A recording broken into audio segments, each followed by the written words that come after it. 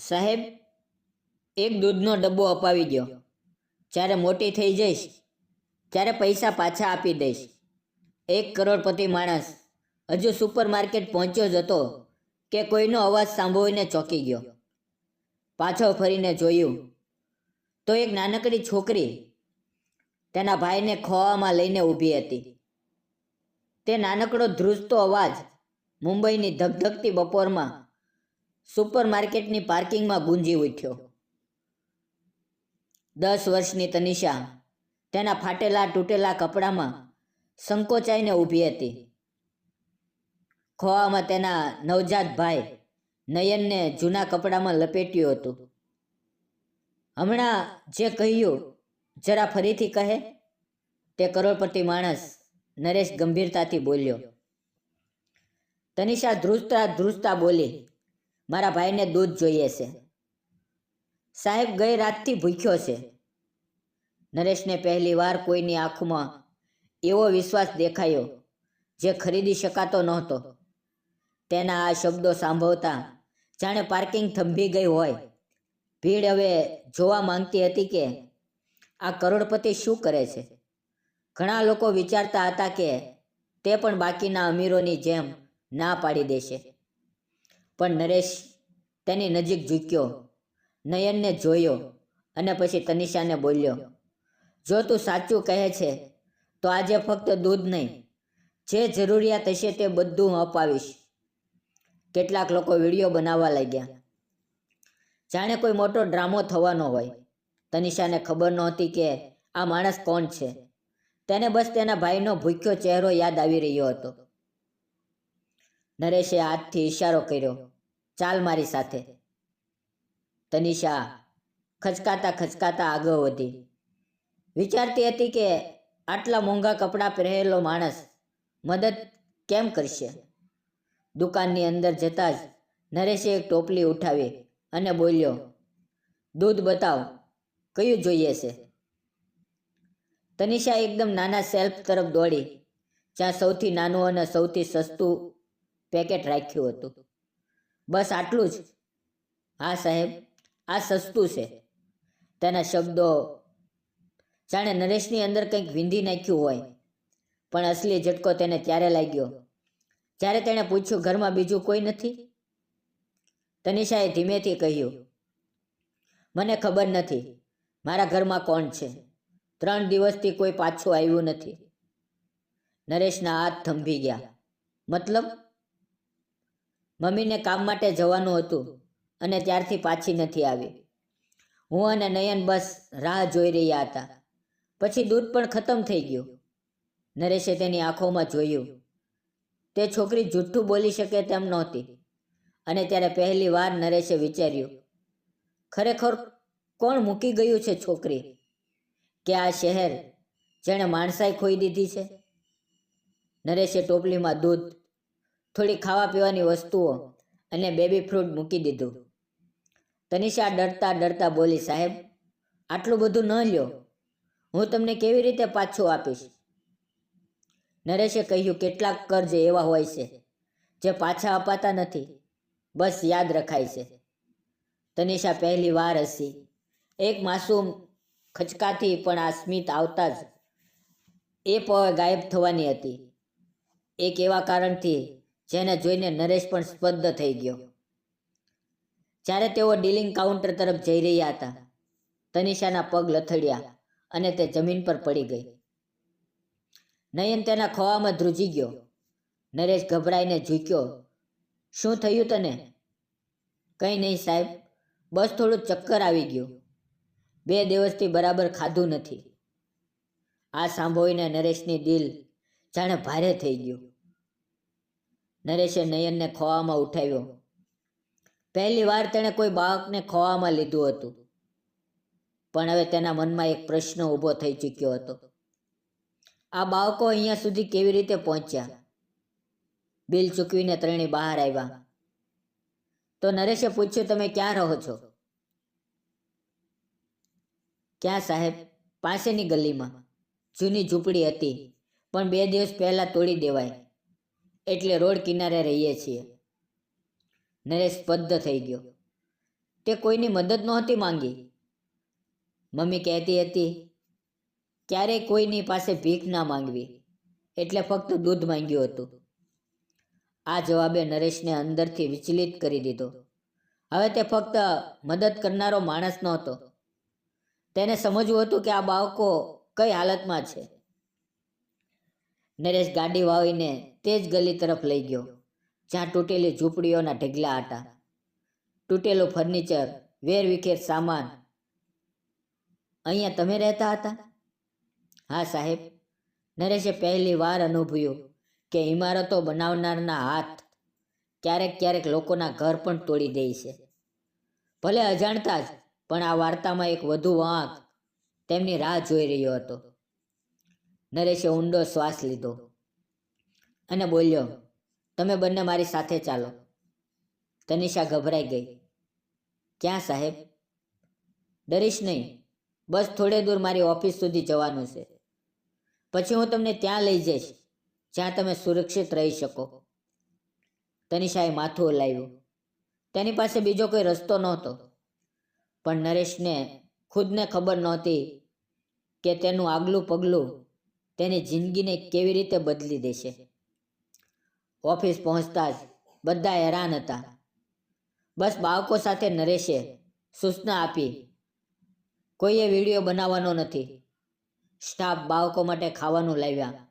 તનિષાએ ખાવાની તરફ એવી રીતે જોયું જાણે વિશ્વાસ જ ન આવી રહ્યો હોય કે આજે તેનું પેટ ભરાવાનું છે. જ્યારે તેણે પહેલો કોળિયો લીધો, તેની આંખો ભરાઈ આવી. પણ અસલી તોફાન હજી બાકી હતું. બાળકોની માતા વિશે એક ખબર મળવાની હતી. નરેશને તે ગલીના એક વૃદ્ધનો કોલ આવ્યો. બેટા, કેટલાક લોકો જણાવી રહ્યા છે બાળકોની માતા પાસેની હોસ્પિટલમાં છે. કદાચ નબળા પડીને પડી ગઈ છે. તનિષા સાંભળીને ઊભી થઈ ગઈ. સાહેબ, હમણાં ચાલો. નરેશે મોડું ન કર્યું, ગાડી દોડાવી દીધી. પણ હોસ્પિટલ પહોંચીને જે મળ્યું તે આશા અને ડરનું મિશ્રિત રૂપ હતું. ત્યાં એક મહિલા હતી, પીડામાં નબળી પણ જીવંત મમ્મી. તનિષા દોડીને તેની પાસે ગઈ. મહિલાની આંખો ભરાઈ આવી.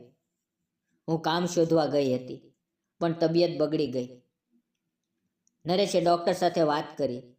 ધીમા અવાજમાં ગંભીર થઈને, થોડી દવાઓ લાગશે, થોડી દેખભાળ. પણ ડૉક્ટરે કહ્યું. નરેશનો આગલો નિર્ણય વાર્તાનો સૌથી મોટો વાહક હતો.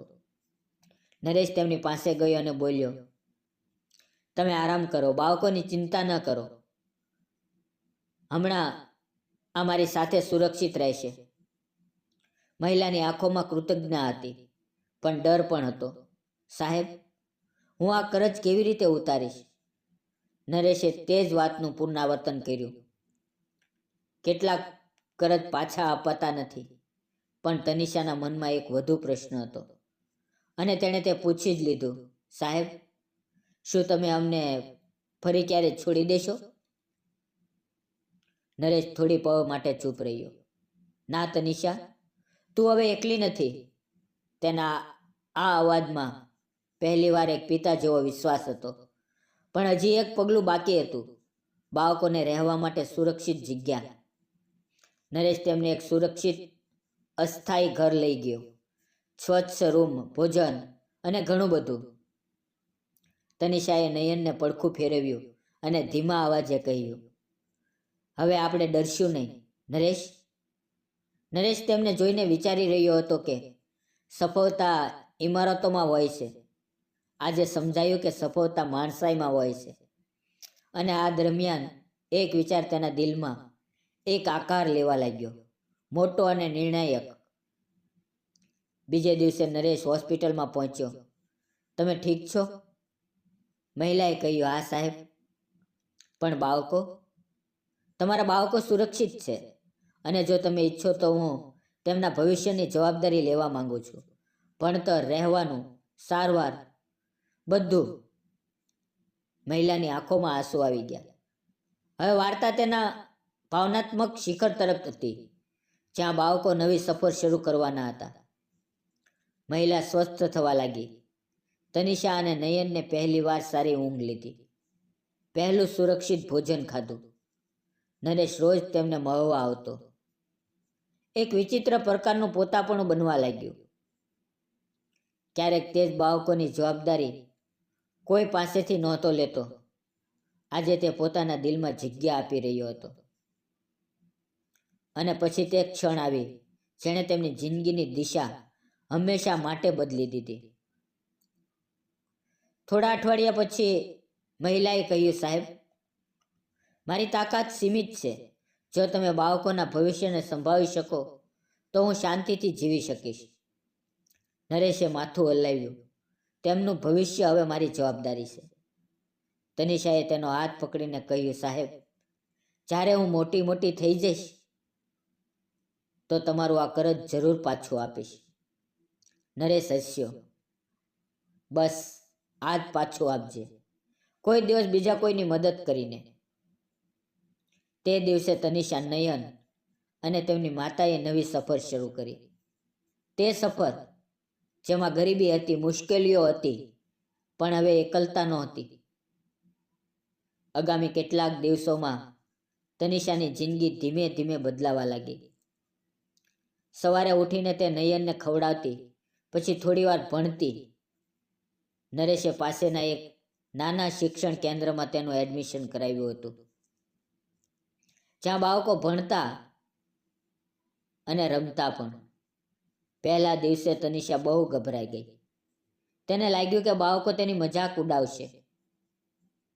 પણ જ્યારે બધાએ તેને ખુશીથી હાય કહ્યું, તેણે અનુભવ્યું કે કદાચ દુનિયા એટલી કઠિન નથી જેટલી તે સમજતી હતી. નરેશ રોજ સાંજે મળવા આવતો, પણ બાળકોને વધુ સ્પેસ આપવા માટે અંતર પણ રાખતો. તે જોતો કે તનિષા ધીમે ધીમે પોતાના બાળપણને પકડવા લાગી છે, જે તેને આટલા વર્ષોથી નહોતું. પણ તે જ શાંત સાંજે તનિષાને એક પ્રશ્ન પરેશાન કરી રહ્યો હતો. શું મારી માતા ફરી પહેલા જેવી થઈ શકે? હોસ્પિટલમાં સારવાર પછી તનિષાની માતા ધીમે ધીમે ઠીક થઈ રહી હતી. નરેશ તેમને રોજ ભોજન, દવા અને ડૉક્ટરનો રિપોર્ટ બતાવતો. એક દિવસ માતા તનિષાને બોલી, બેટા, મેં તને બહુ મુશ્કેલીઓમાં મૂકી દીધી. તનિષાએ તેમનો હાથ પકડી લીધો. નહીં મમ્મી, હવે આપણે બધા ઠીક છીએ. પણ સચ્ચાઈ એ હતી કે માતા હજી પણ કામ કરવાની હાલતમાં નહોતી. અહીંયા તનિષાની સ્કૂલમાં એક પ્રોજેક્ટ આપવામાં આવ્યો. તમે મોટા થઈને શું બનવા માંગો છો? બધા બાળકો ઉત્સાહિત હતા, પણ તનિષા પાસે સપના જોવાનો અનુભવ જ નહોતો. ટીચરે પૂછ્યું, તમે શું બનવા માંગો છો તનિષા? તનિષા ચૂપ થઈ ગઈ. પછી તેણે ધીમેથી કહ્યું, હું મોટી થઈને એ જ કરીશ જે તે દિવસે પાર્કિંગમાં સાહેબે મારા માટે કર્યું હતું. ટીચર તેની વાત સમજી ગયા. તે કોઈની જિંદગી બદલવા માંગતી હતી, જેમ તેની બદલાઈ હતી. અને હવે વાર્તાનો અંતિમ વાંક આવવાનો હતો, જ્યાં સપનું, હિંમત અને માણસાઈ એક જગ્યાએ મળે છે. સાંજે નરેશ આવ્યો તો તનિષાએ કહ્યું, સાહેબ, મેં નક્કી કર્યું છે કે હું મોટી થઈને બીજાની મદદ કરીશ, જેમ તમે કરી. નરેશે પૂછ્યું, કેમ તનિષા? તનિષા હસી, તે જ માસૂમ વિશ્વાસથી ભરેલી સ્મિત. કારણ કે તમે જ કહ્યું હતું કે કેટલાક કર્જ પાછા અપાતા નથી, પણ આગળ વધારી શકાય છે. નરેશ થોડીક પળ ચૂપ રહ્યો. પછી તેણે કહ્યું, ઠીક છે તનિષા, એક દિવસ તું એ જ બનીશ જે કોઈની જિંદગી બદલી દે. તે રાત્રે તનિષા, નયન અને તેની માતા શાંત ઊંઘમાં સૂતા. એક નવા ભવિષ્ય તરફ, જેમાં ડર ઓછો હતો, આશા વધારે હતી અને માણસાઈ સૌથી મોટી હતી. મિત્રો, સમય વીતતો ગયો. તનિષા હવે તે નાનકડી છોકરી જેવી નહોતી જે પાર્કિંગમાં ઊભી રહીને દૂધ માંગી રહી હતી. નરેશે તેના ભણતર, રહેવા અને સારા વાતાવરણની દરેક વ્યવસ્થા કરી. નયન પણ સ્કૂલે જવા લાગ્યો હતો અને તેની માતા ધીમે ધીમે પૂરી રીતે ઠીક થઈ ગઈ હતી. તનિષા ભણતરમાં ખૂબ તેજ નીકળી અને હવે સ્નાતકની ડિગ્રી પણ મેળવી લીધી હતી. અને તે જ પવે તેણે નક્કી કરી લીધું તે ભણી ગણીને ફક્ત નોકરી નહીં કરે, તે બાળકો માટે લડત લડશે જેને દુનિયા અવારનવાર અવગણી દે છે. અને તે લડત માટે તેને એક જ રસ્તો યોગ્ય લાગ્યો, આઈપીએસ. આઈપીએસની તૈયારી સહેલી નહોતી. સવારે 4 વાગ્યે ઉઠીને વાંચવું, દિવસભર ક્લાસ, રાત્રે જેટલું થઈ શકે તેટલું લખવું. પણ તનિષાએ ક્યારેય ફરિયાદ ન કરી. નરેશ દરરોજ પૂછતો, થાકી તો નથી જતી? તનિષા હસતી, થાક કરતા સપના ભારે હોય છે સાહેબ. તેની માતા તેનો પૂરો સાથ આપતી અને નયનને પણ સંભાળતી અને તેને ભણતરમાં પૂરું ધ્યાન આપવા દેતી. હવે તનિષા મુંબઈની સૌથી અનુશાસિત અને મક્કમ ઈચ્છા શક્તિવાળી વિદ્યાર્થીઓમાં ગણાવા લાગી. અને આઈપીએસ બંને પરીક્ષા પાસ કરી લીધી. પણ અસલી પરીક્ષા હજી બાકી હતી, યુપીએસનું ઇન્ટરવ્યૂ બોર્ડમાં બેઠેલા અધિકારી ગંભીર હતા. એક અધિકારીએ પૂછ્યું, તનિષા, તમે આઈએએસ કેમ બનવા માંગો છો? તનિષાએ ઊંડો શ્વાસ લઈને કહ્યું, કારણ કે મેં ગરીબીને સમસ્યાની જેમ નહીં, દર્દની જેમ અનુભવી છે. હું આઈપીએસ એટલે બનવા માંગુ છું કે કોઈ બાળકને ભૂખથી દૂધ ન માંગવું પડે. રૂમમાં થોડી પળ શાંતિ છવાઈ રહી. પછી એક અધિકારીએ હસીને કહ્યું, ખૂબ સારો જવાબ. પણ તે દિવસે તેને ખબર નહોતી કે થોડા અઠવાડિયા પછી તેનું નામ તે લિસ્ટમાં હશે જે જિંદગી બદલી દે છે. રિઝલ્ટના દિવસે તનિષા કમ્પ્યુટરની સામે બેઠી ધ્રુજી રહી હતી. માતા અને નયન બંને તેની પાછળ ઊભા હતા. નરેશ પણ આવ્યો, એટલો જ નર્વસ જેટલો કદાચ ક્યારેય એ પોતાના મોટા સોદાઓના સમયે પણ નહોતો. તનિષાએ રોલ નંબર નાખ્યો. સ્ક્રીન લોડ થઈ અને પછી તેનું નામ ચમકી રહ્યું હતું. તેણે સીજ પાડી નહીં, બસ આંસુ વહેવા લાગ્યા. માતાએ તેને ગળે લગાવી લીધી. નરેશે કહ્યું, આજે તે પોતાને જ નહીં, આ શહેરને પણ જીતી લીધું છે.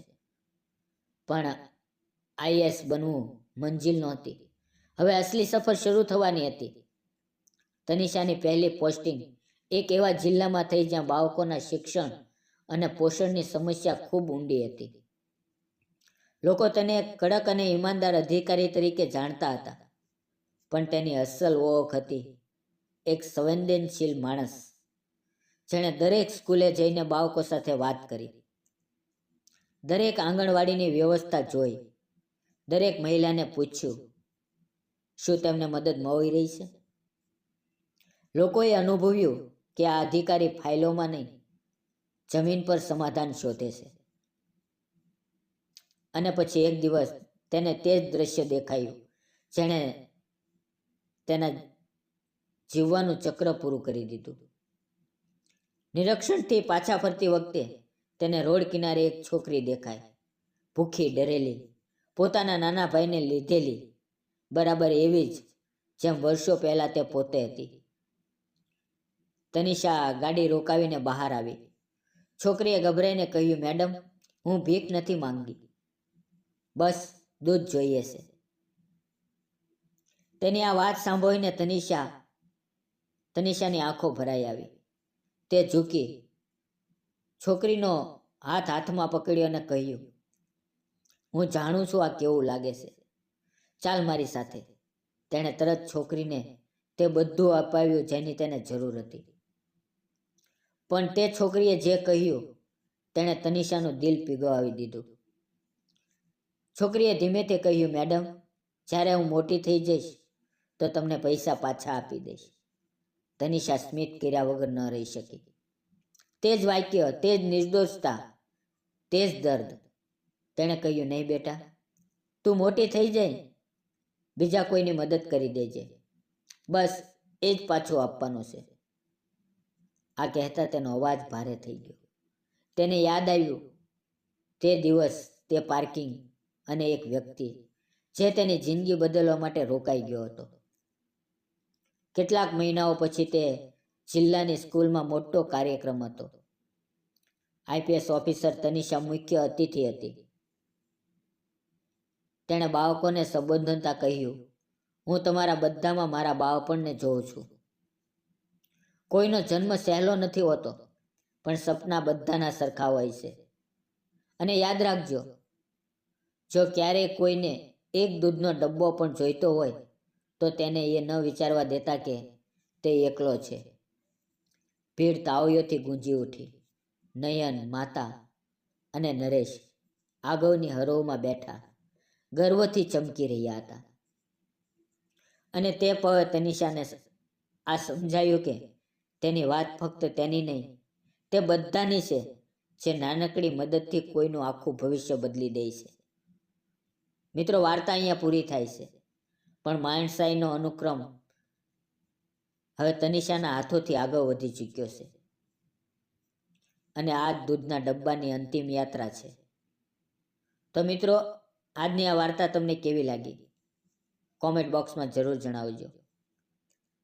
મિત્રો, જો તમને વાર્તા પસંદ આવી હોય તો વિડીયોને લાઈક કરજો અને વિડીયોને વધુમાં વધુ શેર કરજો. આવી જ નવી રસપ્રદ વાર્તાઓ સાંભળવા માટે અમારી ચેનલને સબસ્ક્રાઈબ કરજો. અને હા, બેલ આઇકન દબાવવાનું ના ભૂલતા, જેથી તમે અમારી કોઈ પણ વાર્તા ચૂકશો નહીં. આપણે ફરી મળશું એક નવી વાર્તામાં. ધન્યવાદ. જય હિન્દ મિત્રો.